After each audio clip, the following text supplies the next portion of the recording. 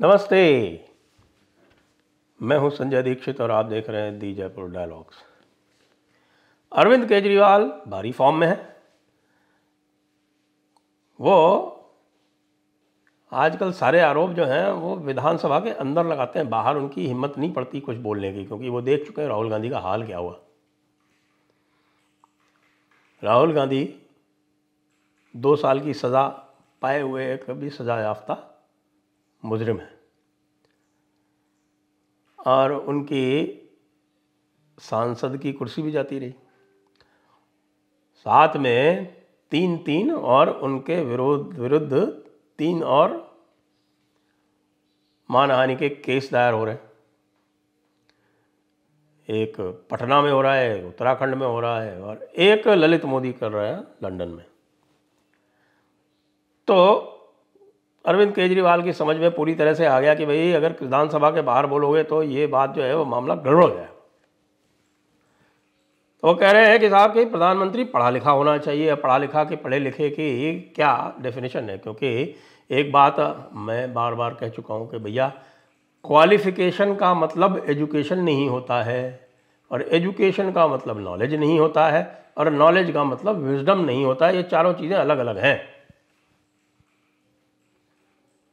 हमारे भाई साहब जो हैं वो क्वालिफाइड हैं, लेकिन वो कैसे गए थे सबको पता है। वो किस तरह से पहुंचे थे आईआईटी खड़गपुर में। वो कॉम्पिटिटिव एग्जाम के थ्रू तो गए नहीं थे, कोटा की सीट से गए थे और कोटा की सीट से वो मतलब बंदा जो है बहुत शुरू से जुगाड़ू है, ये छोटा मोटा बंदा नहीं है। अब 2 झटके अभी लग गए। ये क्यों कह रहे हैं कि साहब पढ़ा लिखा नहीं है? क्योंकि खिसियाए हुए क्यों हैं कि अभी अरविंद केजरीवाल की जो एक दरखास्त थी कि साहब प्रधानमंत्री की डिग्री बताई जाए। भाई प्रधानमंत्री की डिग्री क्यों बताई जाए? तुमको क्या लेना देना?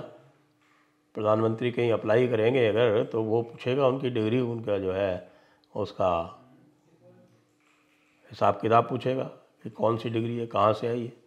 वो डिग्री पेश करेंगे, वो वहाँ भेज के चेक कराएगा। यही होता है जब कोई एम्प्लॉयमेंट लेते हैं तो यही सिस्टम होता है। आपकी जो एजुकेशन क्वालिफिकेशन है वो आपको सबमिट करनी पड़ती है, वो सबमिट करके वो चेक कराई जाती है। जब चेक कराई जाती है तब आपको अपॉइंटमेंट दिया जाता है। तो प्रधानमंत्री बनने के लिए या मेंबर ऑफ पार्लियामेंट बनने के लिए ऐसी तो कोई पाबंदी है नहीं कि साहब पहले से जो है वो डिग्री होना आवश्यक है उसमें। इंदिरा गांधी के पास कौन सी डिग्री थी और राहुल गांधी के पास कौन सी डिग्री है? वो भले उनकी बहिना कुछ भी कहती रहे। सोनिया गांधी के पास कौन सी डिग्री है और तुम्हारे पास जो डिग्री है वो कैसे आई है, तुमने कैसे एडमिशन लिया, ये बताओ। तो 25,000 रुपये का हाई कोर्ट ने इनके ऊपर लगा दिया जुर्माना। तो खिसियाए हुए और सोने पर सुहागा ये कि जिस दिन जुर्माना लगा उसी दिन कि कट्टर ईमानदार पार्टी के जो कट्टर हैंडसम नेता थे यानी कि मनीष सिसोदिया, उनकी जमानत कोर्ट रद्द करता है यह कहकर कि इस पूरे प्रकरण में मनीष सिसोदिया जो है वो मुख्य पात्र हैं कि सारा का सारा एक्साइज पॉलिसी का जो घोटाला है वो इनके ही निर्देशन में, इनकी ही नीति निर्माण में, इनके ही डायरेक्शन में हुआ है। तो 2 जो मेन प्लैंक हैं इनके कि साहब कि हम जो हैं वो बहुत पढ़े लिखे हैं। वैसे मनीष सिसोदिया कितने पढ़े लिखे हैं मुझे नहीं पता, लेकिन एक उनके जो हैं वो बहुत बड़े जो संजय सिंह नाम के एक जो हैं विद्वान, जो सुल्तानपुर में जिनकी बहुत प्रतिष्ठा है, ख़ास तौर से सुल्तानपुर के सिनेमा हॉल में, लोग कहते हैं और मैं क्या ये पता नहीं, लोग कहते हैं कि उन्होंने सुल्तानपुर के सिनेमा हॉलों में बहुत ज़बरदस्त प्रतिष्ठा अर्जित की। किस तरह की प्रतिष्ठा आप समझ जाइए। जब बोलते हैं तो उनके मुंह से कैसे फूल झड़ते हैं वो आप सब देखिए। लेकिन वो बहुत पढ़े लिखे हैं, उनका कभी 10वीं का सर्टिफिकेट नहीं मांगा। उनको राज्यसभा सदस्य बनाने के पहले कभी 10वीं का सर्टिफिकेट नहीं मांगा केजरीवाल जी ने। मनीष सिसोदिया से भी पीएचडी की डिग्री की कभी नहीं मांग की कि भाई तुमको इतने सारे हम दे रहे हैं विभाग, एक साथ जो है 19 विभाग तुम हैंडल करोगे तो तुम्हारे पास पीएचडी तो होनी चाहिए। वो पीएचडी भी कभी नहीं मांगी। तो भाई ये दो झटके लगने के बाद में दो जो मेजर प्लैंक हैं वो तो ध्वस्त हो गए। कोर्ट ने, गुजरात हाई कोर्ट ने ये भी कहा कि प्राइम मिनिस्टर की एमए की डिग्री पब्लिक में है, सबने देखी है, तुम्हें क्या चाहिए। वैसे तो दोनों डिग्री पब्लिक में, लेकिन नहीं, इन लोगों को तो नैरेटिव बनाना है कि भाई प्राइम मिनिस्टर की डिग्री फर्जी है। प्राइम मिनिस्टर तो बेचारे जब भाग रहे थे, इधर उधर छुप के रह रहे थे, उस जमाने में किसी तरह से बीए किया था।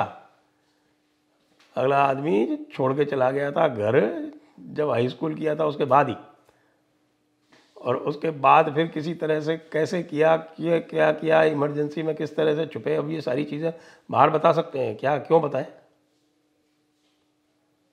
जिससे कि केजरीवाल जैसे लोग जो हैं उसमें भी कोई छिद्रान्वेषण करके और उसके बाद फिर जो उसका नैरेटिव बनाए।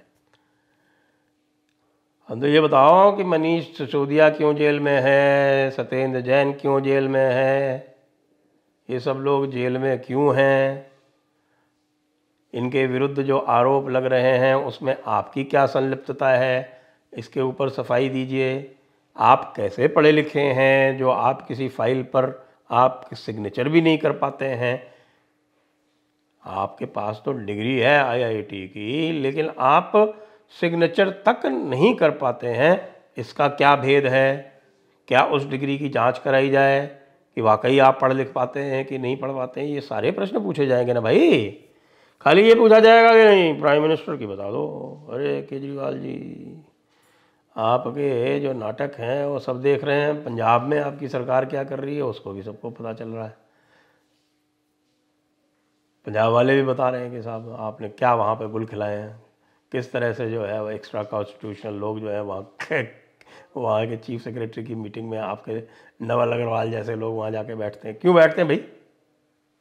क्या शौक है लोगों को वहाँ बैठने का?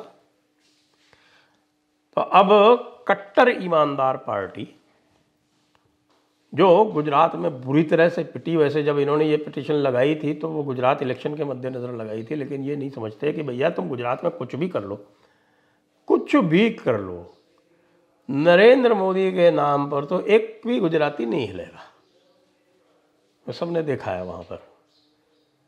अभी भी जो अगली कॉल दी है चंद्रकांत पाटिल ने वहाँ पर, वो ये दी है कि न केवल सारी सीटें जीतनी हैं 26 की 26 लोकसभा में, 2 बार तो 26 की 26 जीत चुके, वह तीसरी बार भी 26 की 26 जीतनी है, लेकिन उसमें सभी में कांग्रेस की जमानत जब्त करानी है। ये टारगेट लेके चल रही है पार्टी। ऐसे स्थान पर आप क्या लेना चाहते हो यार? आओ इधर राजस्थान में आके कांग्रेस को हराओ ना, कुछ तो करो। बगैर मतलब क्या साहब नरेंद्र मोदी का ऐसा करना है। और मनीष सिसोदिया आपके बहुत प्रिय हैं। मनीष सिसोदिया का जो बेल रिजेक्ट हुआ है वो पढ़ने लायक है, और उसको पढ़ के यह स्पष्ट पता चल जाता है कि ये बौखलाहट में भरा हुआ बयान क्यों दिया है केजरीवाल ने। इसे बौखलाहट में भरा बयान इसलिए दिया है क्योंकि उनको साफ दिख रहा है कि अगला नंबर उनका आने वाला है, और देश का भला तभी होगा जब सारे के सारे नटवर लाल जेल में होंगे। जय हिंद, वंदे मातरम।